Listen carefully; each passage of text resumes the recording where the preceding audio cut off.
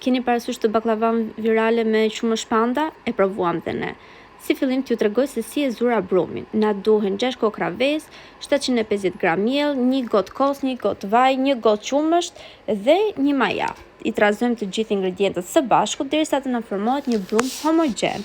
Dhe këtë brumin e lëmë të pushoj për 30 minuta. Mbasi ka pushuar, e ndajmë në kulaç të vegjël. Kulaçet i kemi gati dhe këto kulaç do t'i ndajmë në peta. Ne e bëjmë baklava turke me nga 5 petë. Edhe mami duke rregulluar petët që t'i hapi.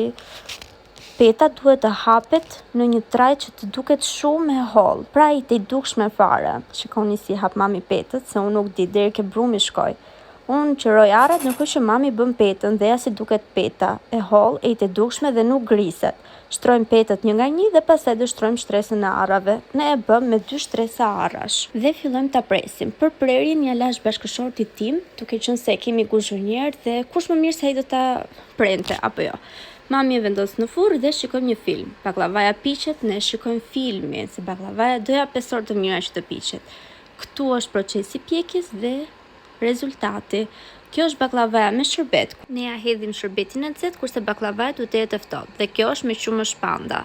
Doli mjaft e mirë.